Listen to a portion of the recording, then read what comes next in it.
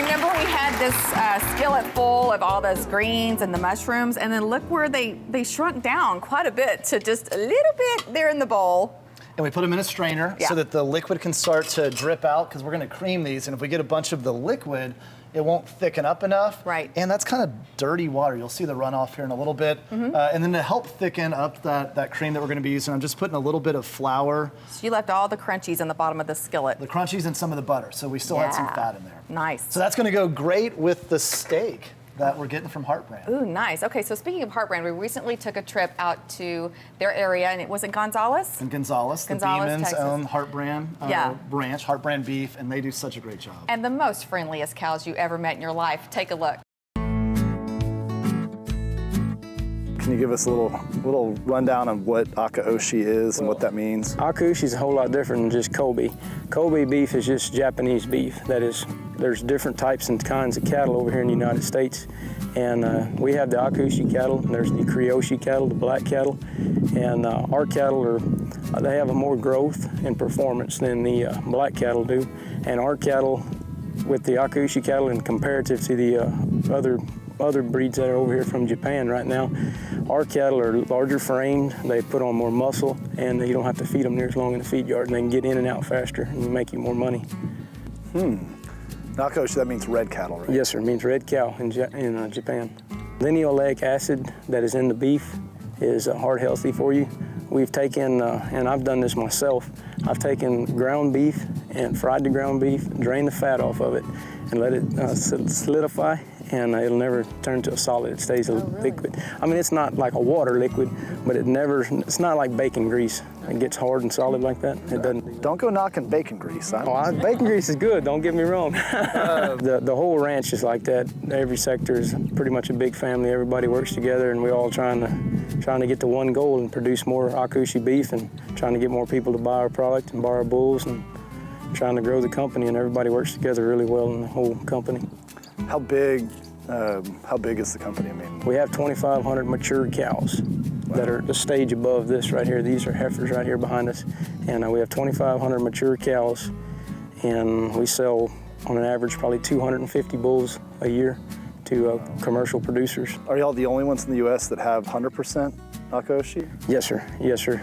Well, we have sold cattle to other ranches, but they all came from HeartBrand from the start. So when we're at a restaurant and see, let's say if it says Akaushi ribeye, it's at some point came from you. Very good chance it came from here, yes, sir. Number one, we work for a really good set of people, and it's fun to work here. We have a good crew.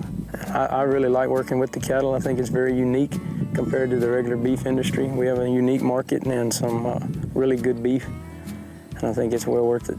All right, Jacob, thank you. Thank you. Nice to meet you. Yes, ma'am, same here. Bye. Let's head on back to the kitchen. Need to cook some beef.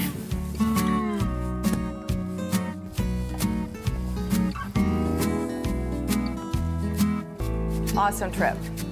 I have a problem with us getting started off with me telling you how to make the best steak ever, and you leading it off by saying they have the nicest cows in the world. They are. They are the sweetest babies about ever. Food shows that you're not supposed to do that. Let's move on to the steak. All right, so I'm just cooking some of that flour down with a little bit of that butter. Yeah. This is going to be some of our milking cream. Yum. Bring on the milking. And that's low temp pasteurized, and it's not homogenized. So if it looks all lumpy up the top, the cream rises to the top. So we're gonna cook that until it starts to thicken. But I've got a different approach to using some of the Beeman's beef. So we've got a New York strip steak. I want y'all to know how to make sure that you never overcook it. Total sheet or move, but more than half of high-end restaurants do this. So take the beef, either in the vacuum seal pack they send it to you in, or vacuum seal it yourself with one of those vacuum sealers. And what we're gonna do is we're gonna hold this at the temperature you want it cooked to. So you can use a fancy Wolf convection steam oven set to say 130 or 135 degrees. Right. Or if you don't have one of those in your house just yet, what you can do instead is fill a pot with some water. Okay, and then we're gonna use a probe thermometer that's typically used for like roasting a chicken or a turkey, and I'm gonna put that into the water, and I wanna set that water temperature to the temperature I want the meat cooked to. So imagine this. If the water temp is say 135 degrees, and we just hold it there, we just adjust the heat to make sure it's 135, Can the steak ever get over 135? It's impossible, right? If the water temp's 135 and you put the steak in there, whether you leave it in there for 30 minutes or whether you leave it in there for 4 hours, it will never get over a perfect medium rare. And then all you'll have to do when you're ready to eat, pull it out, cut it out of the bag, and just a quick high heat sear. Interesting. Now, to make sure if you're using this pot method that it's not getting down at the bottom of the pot, which is where the heat source is, then I'm just gonna put some spoons down in the pot, and what that does is it elevates the steak, so the steak isn't sitting on the bottom of the pot or the pan.